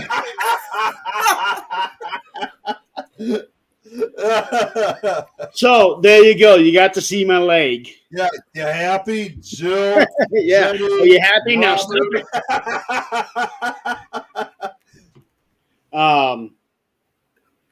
Yeah, so we do try to keep it. We do keep it really lighthearted on this show, and a lot of that has to do with not only the guests but also the audience too. Yep. Exactly. Yeah. EMT work is not binary. The stomach for it should be like very true. Very true. Yep. Sure. Happy. Well, that's a classic response. So with being an EMT, and I can definitely tell you that from my own personal experiences, just in this last year, I have gained greater respect for what you guys did in doing that in that field. And also last year we did the what was then called the Paranormal Relief Project, that is now the Paranormal Giving Tree. Yes. Next year we're putting the focus back on first responders, which includes EMTs. Absolutely. So now you said that was a job that you used to do, right? Correct. So when did you get out of it? And if you don't mind me asking, why did you get out of it, and what are you doing now? All right. So one of the biggest reasons I got out of it was because I was living in South Carolina. It takes a certain dark sense of humor to cope with. Oh my God. Yeah. I've said so many times that I'm going straight to hell for some of the things I've laughed at. Like, yeah. You really do. You really do have to develop a very dark sense of humor with it to cope with it. But what was your question again, Jeremy? I totally distracted myself. I'm so sorry. Why I got out of it? The question is, why did you get out of it, and what are you doing now? Yeah, so I got out of it, let me see, in the end of 2018. I just kind of felt like I needed a career change. I was working part-time. I didn't have, I'll see you. You get what she means by that, right, Jen? I do. That's awesome. No comment. Exactly. I think this is for you, Jeremy. I've gotten, you might get some interesting. I don't know what. I keep forgetting how to pronounce her name. I am single, and that's all I'm going to say about that. Sorry, Anna. No, Jenny and I, we have a very deep-rooted history. Let's put it that way. I know how she is. She knows how I am, and that's why when she said, "I'll see you there," no comment. I know Jenny quite well. Yeah, so do I. Absolutely. Yeah. Like, whatever you do, don't ever try to get her to keep it PG, because that is not going to happen. It's never going to. Well, we did. Yeah, because we had a very funny incident when she actually did try to do that. Well, Jeremy, I was going to say, Jeremy did that. She did that recording where she was able to keep it PG, and then she turned the volume up to NC-17. Oh no! This was actually from an incident that we had from for my first time, yes, we are, Jenny. It was actually for my first time being at Wildwood, and we were doing um, a live video call, and we were trying an experiment where, because she was on an investigation the same time that we were, and yeah, that was it was classic, and we were doing things on our end to try to stir up activity where she was at, Oh, and wow. it was working. And then I don't even know how we got into the conversation, but she said, "Yeah, I'm going to keep it PG, you know." Robert. And next thing you know, something happened behind her, and she started screaming obscenities right behind her. 10 seconds after she said, "I'm going to keep it PG," the ghost said, "Oh, you are." So, yeah, it was.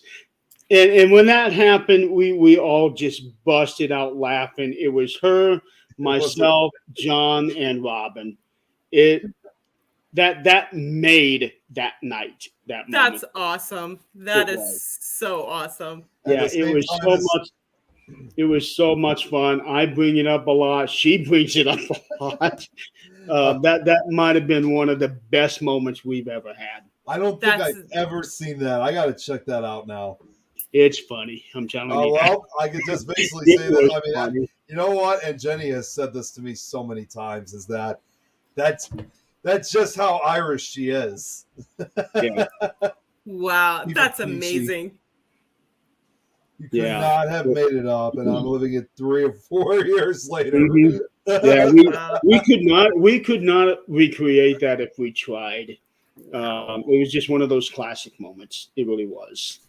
That's Um, amazing. okay, so you needed a career change. So Yeah, what are so you I doing now? What? so what I'm doing now, I went for almost 3 years after that. I was a detention officer and basically just needed to take a step back from Wait, just the negativity, sorry. and it was a very negative environment. I enjoyed it, but it was time to move on. So now I work for Lyft, and I'm doing like rideshare. And what I love about that is that it gives me time to be able to kind of set my own schedule. That way, if I want to do something like paranormal over the weekend or something like that, I can do it. That's always a So Oh yeah, I yes, got a couple. yes, I got a couple people I know who work on either Lyft or Uber, and or it, Uber. it works really well for them. Absolutely, absolutely. And for me, it just made sense because I could set my own schedule. Coffee. Coffee. I never brought up anything about coffee, Robert. You It's yawned. an ongoing joke that's been going on between with us with coffee. That is hilarious. Try doing that. How do you like it so far? That's what Jill's asking. I love it. I love it. I really look at it as kind of a community service because it's an essential part of the community. I mean, being able to get from one place to the other. As far as Uber, funny thing is, when I lived in South Carolina, I drove for Uber full time. Sorry, this comment just cracked me up. Don't ever let Jill be your Uber driver, Jeremy. We fear for you. Oh my god! Again, no comment. Yeah. We don't know who this is, but you said that the link you just said, Jeremy? Of our stream. Yeah, I put the link into the chat. I gotta look at this again. We fear for you. We fear for you. Jill's a tea person. Must take me for tea. Yerba Mate is the best. He fears me driving. I feel a lot of people driving. There's a lot of idiots out there. Yeah, there Oh, is. there. What's up? Oh my god! What's Yes. up, Carl? Good to see you. Guys, do you mind if we take a second to talk about the event coming up at Wildwood next weekend? Absolutely. Go right ahead. Go right ahead. There is Hope Paracon. And I will say, and I'm very upfront about this. I've done quite a few Facebook lives, but this is for suicide awareness, and this is something that's very very personal for me. I've actually lost 4 friends to suicide, and I've also had my share of issues with depression. And so I think it's so amazing that Wildwood is putting on this event that's, you know, bringing awareness to this really important conversation that we should be having, you know? Mm-hmm. Yeah, Yes. it is. I've lost a very dear friend to suicide myself, so I can relate to you on that. And then of course we all lost John's brother. Yeah. Yes. Um, I didn't know him, but I heard about it though. mhm.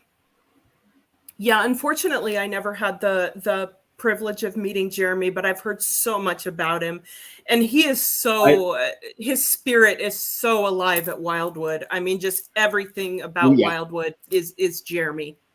He's very alive there at that place. Yes. I can vouch for that myself. And I was able to meet with him and talk with him, and he was talking with me about what he was doing with photography, which was a very interesting conversation. Yes. And I was so looking forward to meeting up with him again at Wildwood last year when we were going to be there at the end of July, but unfortunately he did that three weeks prior, I think it was. Jeremy, yeah, Carl sent you something. Okay. We don't know who you are. Make sure to use, give StreamYard permission so we can see who you are. But whoever it is, we're sorry to hear about that. Absolutely. Carl, that's interesting because that is not too far from where I live. Is the picture that Carl sent you, or? Yeah, it's a UFO sighting in a town in Ohio. Okay. Best friend's anniversary this month as well. It hurts the ones that are left behind. It's very true. Yeah, absolutely. Oh, it's Lori. Hi, Lori. Speaking of Wildwood. Oh, hey, Lori. Oh, Missouri. In Missouri. Okay. That's the opposite end, a little bit further away. Okay. Yeah, because there's a town in Ohio that's got the same name. So, because I used to bowl with a guy who came from that city. Okay. Yeah, Lori, that's you. Good to have you on. Absolutely. Hi, Greg. Hey, Greg. But yeah, I think that's a wonderful event that Wildwood is doing. Absolutely. And I actually would be going there myself, but unfortunately, I need that weekend to get everything prepared because Mondays I'm having my surgery, so I need to have that weekend to get all my last minute stuff done. Absolutely. Seen in Smith Mill and Cameron August 10th also. Interesting. Mm-hmm. Interesting. Hi, Kim. Hey, okay. Kim. She's another one of my friends from New York here. You got all kinds of people coming in showing you. I do. Like I feel so honored. I tried to publicize the podcast tonight as much as I could. Thank you, Lloyd. I seen the one video that you did today. Talking about being on. Yes, I did a short live today about coming on. Usually, I don't have any time at all to be watching videos on Facebook. And when you did that, I thought, I bet you she's advertising the show. So I was. Sure enough. Yeah. Speaking of advertising too, guys, I feel like I really need to say something about Deathwalker and the Ghost Finders as well. Yeah, look at her shirt, everybody. Yeah, exactly. Deathwalker with Nick Groff is it's already showing in the UK and Canada. It's on Discovery Plus UK, and it also is on a network in Canada. And it is coming to the United States here very soon. So we're super, super excited about that. It's Nick's newest project. Nick, I've talked to Nick about it. He is super, super passionate, and we're super excited to have it come to the States. And then the Ghost Finders, Jeremy, you've met Rob Thompson before. The Ghost Finders is absolutely amazing. They're on season 11 right now, which I'm a associate producer for season 11. They've got some great stuff that's going to be coming up. You can check out the Ghost Finders on Paraflix. They also have some stuff on Amazon. You can check out several of their videos on YouTube. Just a really, really great group of people. So, and again, that's where I met Nat and Elliot and Kat. So, I love it. I love it. I love the connections that I've been able to make since I've been involved in the paranormal field. I got to meet all of Ghost Finders except for Melody. Okay, very good. Have you met Steve yet? Steve Dills? No, he's I have the not newest met him member. either. He's a new one with them. He is. He's the historian. Yeah. Steve is absolutely amazing. Just a really, really good person.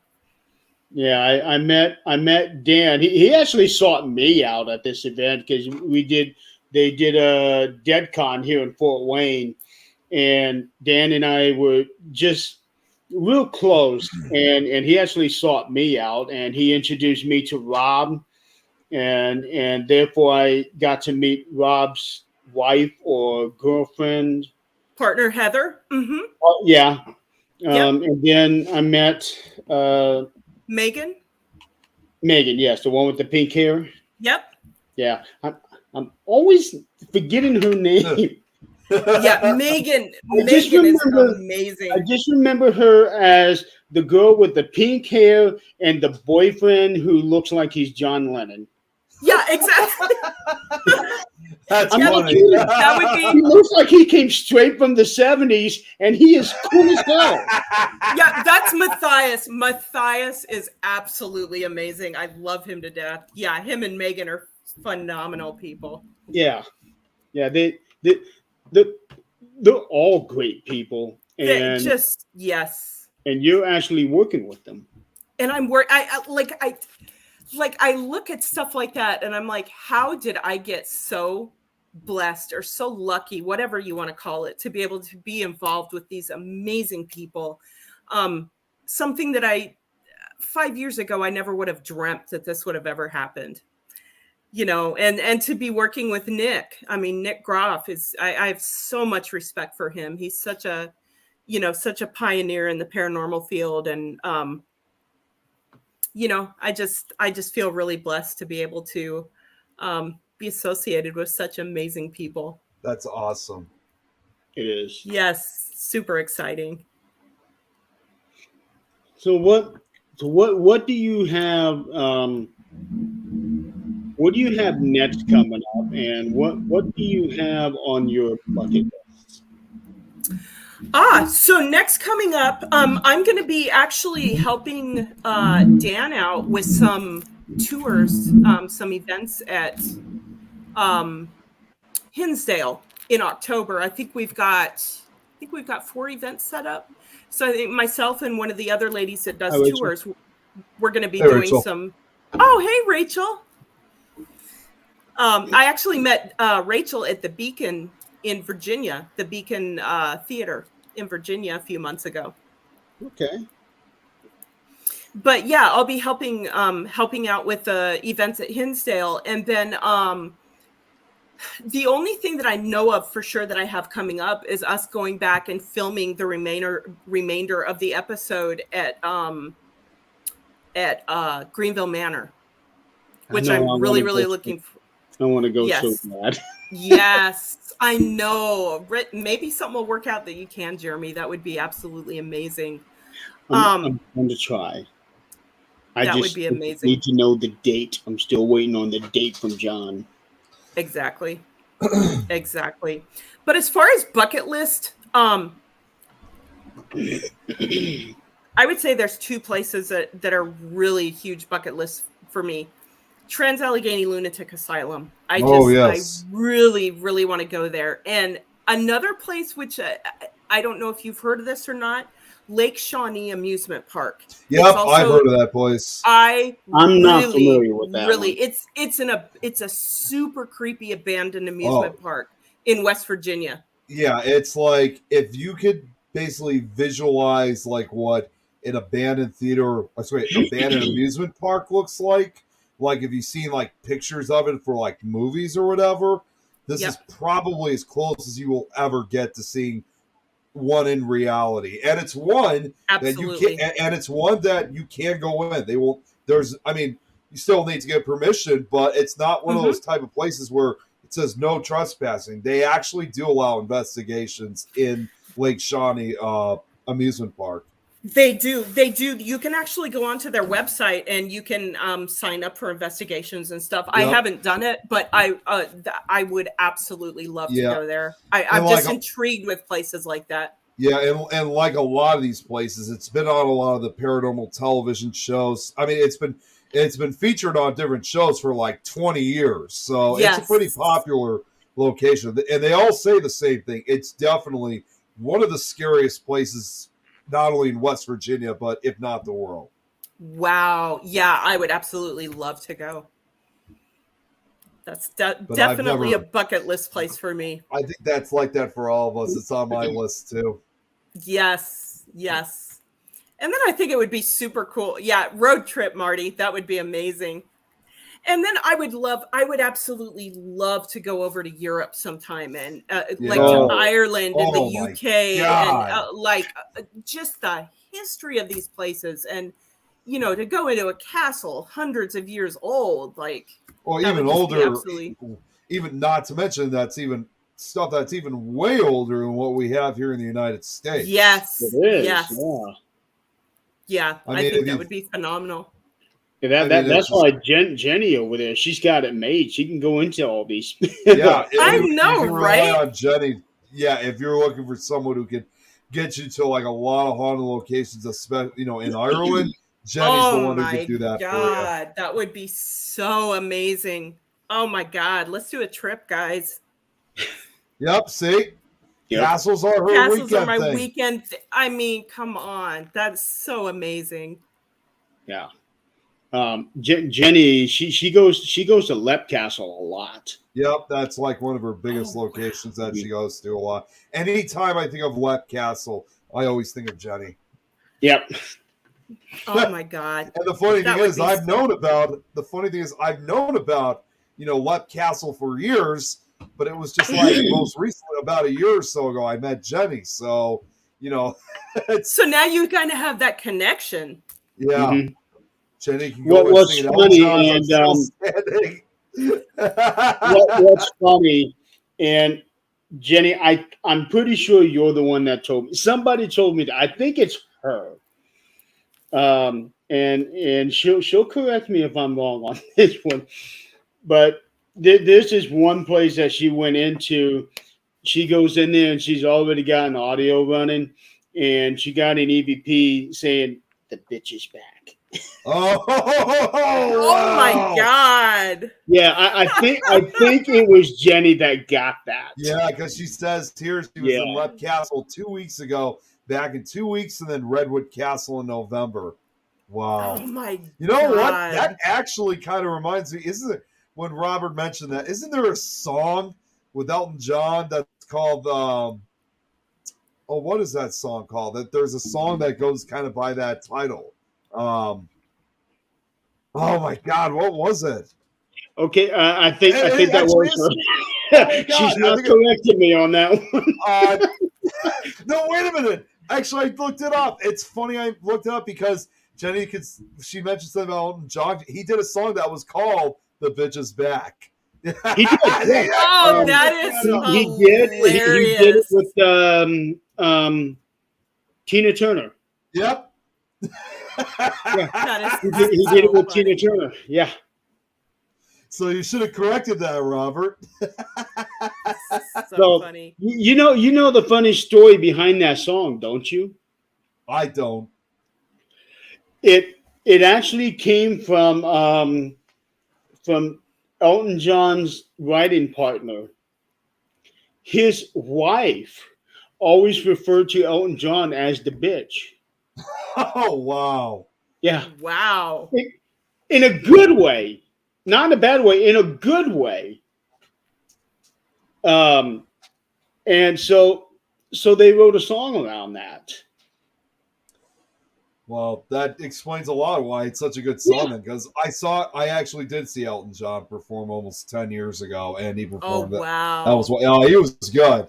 He was good That'd even be for his age. phenomenal. Yeah. It was awesome him seeing him before. He had one of those sparkly jackets on, and Yes. even though he was in his late 60s at that time, he still had it in him. He's a classy gentleman. When the devil is scared, when I get up and the coffee is not running. Jill. Yeah, I kind of expected Yeah. Jill. I kind of expect Jill to say that. Oh, that is so funny. Jeremy and Thomas, Arnett, dude. I prefer doing residentials. See, That's what I prefer to do. I prefer doing residentials. I want to help people. That's my forte. and to answer that question, I mean, I've been to a lot of locations, but I haven't really been to a lot of the residential locations. Not that I'm not interested. It just I haven't really had the chance. So to kind of answer the question, I'm open to anything, whether it's popular locations, residential investigations, or if they're even, if you want to call them, abandoned or popular or public locations that haven't got the same notoriety as other locations do, because there's a lot of them out there that a lot of us don't even know about. Yeah. Carl, I will read that later on tonight. From MUFON. Yeah, he sent me a statement that they wrote out based off of the recent sightings. But I'm going to have to wait until I am done with the shows to really dig into that.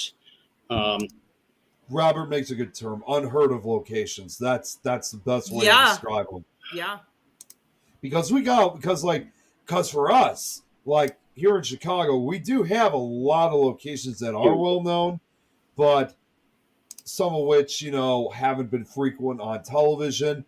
And then there's others that have just not been featured at all on anything. So, that just goes to show, like, for example, like I mentioned earlier, Joliet Prison. Well, what most people don't seem to realize is that everybody has been focusing on their attention on Joliet Prison, not realizing that there's a number of other locations throughout the town of Joliet that are actually really haunted. In fact, when Nick was doing his own show, he actually did go to one of those locations in Joliet, but it wasn't Joliet Prison. It was a different location. They did a show for it, and to date, that's the only time they ever did a show at whatever location was in Joliet. So that gives you a primary good example that, again, everybody now in this day and age is always looking at Joliet Prison when you go to Joliet, but there's other locations out there that are often ignored that should be investigated, and a lot of them I've seen lately have been open to the public. Yes. Have you guys by any chance heard of the Pythian Castle in Springfield, Missouri? I haven't. Familiar. I went there last year, and that was where I've heard my first disembodied scream. It was insane. That had to. Oh my God! You talk about something that makes your blood run cold. Yeah, that had to. Oh yeah. And Robert makes a good point. Australia is rampant with ghostly activity that is yet to be discovered. Oh, I can only imagine. Oh my God, Yeah. I would love to do some international investigating. Oh yeah.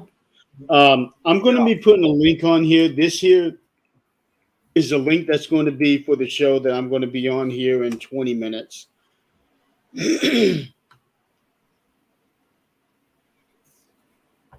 That's for people to be able to tune in and watch and comment on that. It's on YouTube. One thing I just want to point out, by the way, for what Robert said, it would be awesome to do investigations, but I also wonder if, because when you think of Australia, you also think of the not only, of course, the Australian people, but the Aborigines that live in that area, their belief system in the spirit world. Because I've done my research and I've discovered that even though they have their own culture, they do have some similarities to like what we have with our Native Americans here in the United States. I mean, they are different cultures, but there is some partial similarity. You could pretty much kind of call them, in that case, like Native Australians, if you will. Yes, absolutely. Oops. Oh my God. No, Brad. We're going for 7 hours and it's first time on the show. Actually, we are going to have to wrap up this show because I need to take a few minute break and get ready for this next one here. Diana, long story short, we had a guest on weeks ago. And like the show is supposed to run for like 2 hours, right? Correct. Well, we ended up running somehow. We still don't know how for 6 hours and 15 minutes. We started like at my time because I'm Central. We started like 7 o'clock in the evening. The sun was going down at this point, and we were on till like 1 o'clock in the morning. Oh my! You know what? And we still had 15 viewers. Yeah, we still had a lot of viewers watching. Man, you guys must have been at some good conversations. We were all over the place. I'll tell you that. We went all over the place, but at the same time, I kind of thought some of them were quite boring, to be honest. But even if they were, we still had 15 people watching, and so there's been this joke. Must have been doing something right. Well, since that, there's been this ongoing joke ever since with Brad. He's like, "Oh no, keep going on for 4 more hours because he's working during that period." Yeah, he works the night shift, so we're his entertainment. So it passes time. Focusing on his work. Yeah, because we were talking about everything under the sun, including politics, which was a rarity. Actually, we actually spoke in because it was a debate. No raised voices, no nothing. We talked about our different opinions on it, and it was great. Oh my God. It was one of those rare times where I could actually talk politics with somebody and nobody got offended by anything. Exactly, because that's amazing. Yeah, in this day and age, people are going to argue about it like the moment you say it. But for us, even though we all had different political views, we actually talked about it peacefully. It's like this is basically what these conversations should be, as especially for American politics. So that was quite a rarity. Absolutely. Yeah. And they wouldn't stay on to keep me entertained at work for another 5 hours. And exactly, because some of us, Brad, had to go to bed. Yeah, right. And I had to work in the morning because I have to get up at 7:30 in the morning to go to work. So, oh my Lord! But Jill makes a good point. Yeah, it's Greg back, and what can we say? Loyal fans, yes. It was such a great conversation. It was pretty epic. Yep. I want my money back. What's the refund policy? Hey, if you want your money back, go to the people that you work for. The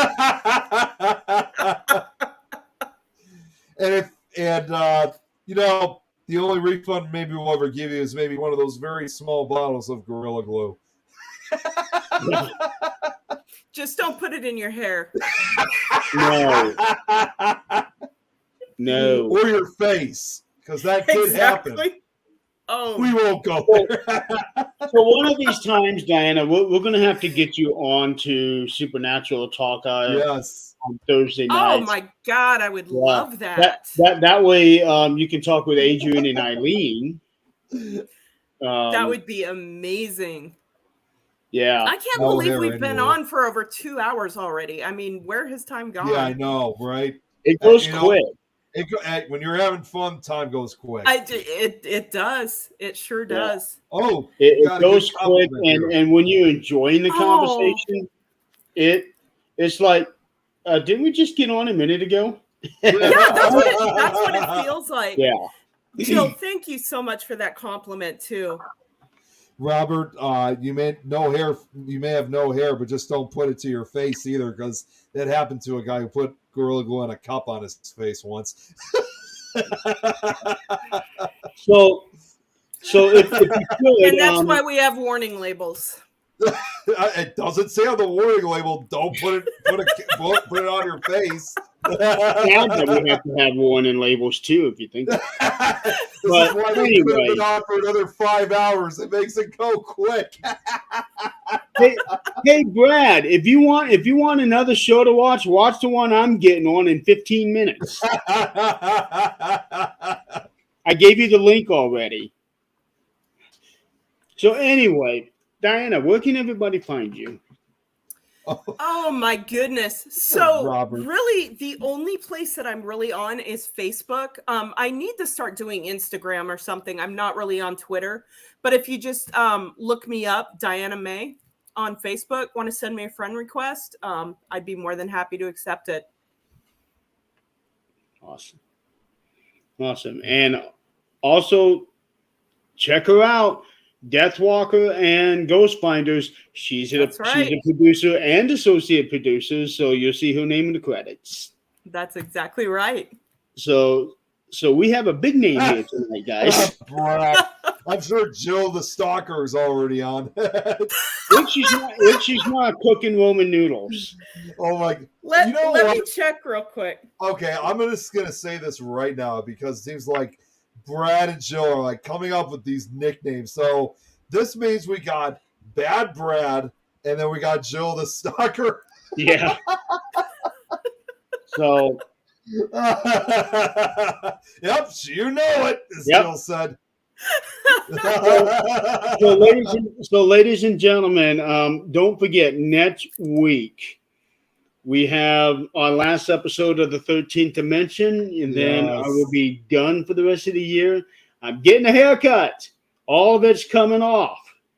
I will be bald by the end of this show. That show. So I got to ask really quickly then, Jeremy. I mean, during the haircut, what are we going to be talking about? Well, I would love for our viewers to throw in suggestions. Hey, what else can we do with the show just to get this, just keep everything going? Because, as far as I know, there has never been an online haircut show. It's just So we have that. Share the crap out of this, everybody. Please share the crap out of this. I'm not so sure about the wax part. and also, don't forget, at the end of this month, my new album, Songwriter, is coming out on my website. It's really cool. It's got a lot of my old stuff, stuff that I've written 20 years ago that's finally coming out. One buzz every hour. It takes all night. Yeah. Oh, you got another good compliment here, Diana, from Brad. Oh, thank you so much, Brad. It's just truly been such a pleasure. And Jeremy, I'm actually going to be hanging out with John next Friday night. So maybe John and I can come up with something interesting for you guys to talk about on the show or something. Yeah, because I'm not sure if I can come up with something, because I think I'm going to be too distracted with the haircut. I might just be sitting there like, huh? Whoa! And also, on Supernatural Talk, we are going to have Ernie Pack on the show. Yep. So we'll be talking. We'll be talking about Save Waverly. So, which does remind me, Jeremy, when I was at Michigan Paracon, there were some people who had stuff involving Save Waverly, like shirts and stuff. So it was good to see people spreading the word for these other Paracons. Good. Diana, thank you so much for being on the show. Thank you so much, guys. It has truly been a pleasure. Brad. Oh yeah, Brad said this. So now you know it will be an 8-hour show if Ernie is on. Very well possible, yeah. Because some of us just don't know how to shut up. But yeah, Diana, it's been so much fun. Thank you so much for being on the show. Oh, thank you guys so much. I really appreciate it. Nick, it was such a pleasure to meet you. Oh, it was definitely a pleasure to meet you too. But I do have one question to ask you, because this was a question I wanted to ask right before we left. Yes, yes. So, how did it feel being on your very first podcast show of any kind? Oh my God. Like, this has been, I was like, what am I going to talk about? Like, I was like kind of nervous because I didn't know where I was going to go. And I'm looking, we've been talking for 2 hours and 15 minutes. Like, where has the time gone? Yep. I loved it. I absolutely thoroughly enjoyed it. It's the same thing with me too, because I've been doing it now for 5 years, and it's just that kind of that first time sort of feeling. It's like after that, Yes. it's like it's no big deal afterwards. Just the first one. Yes. She didn't bomb like I did.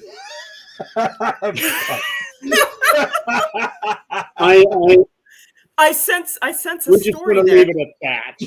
We're just gonna leave it at that. Yeah, I'm not touching that one. Yeah. It's poaching on you. Okay. For all of you guys out there in the audience, thank you so much for playing along with us tonight and making Diana feel welcome. Absolutely. This has been a really, really fun show, and I hate the fact that we have to end it now. I know I could have gone on for a while. Quite longer. So, I agree. but we'll definitely work on getting you on Supernatural Talk sometime. That I would absolutely love that, guys. And everybody in the audience, just right before you leave, make sure you get a good look at Jeremy with his long hair, because this is the last time you're going to see it. Thursday night they will. Thursday night they will. Oh, yeah. Okay. I will say that. Okay, last time on this show, you'll see it. There we go. Yeah, that's going to be a big event. So anyway, again, Diana, thank you so much for being on here. Thank you Everybody so out in much, the guys. audience, thank you for being on here. Next week, it's going to be a good one. So. It's gonna be the one where we think he needs a haircut. A haircut and a head shave. So, not sure about Joe. If you're watching, we're not sure about the waxing. Shave the sides first into a mohawk. Oh, that'd be epic. You just might do it that way. I don't know. Okay. So, wish all of you guys a good night. Diana, you have a good night too. You as well. You guys already have the link for the show that I'm going to be on. Yeah. And if it's paranormal or beyond, we got it covered. Have a good night, guys. Good night, everyone. Take care, everyone.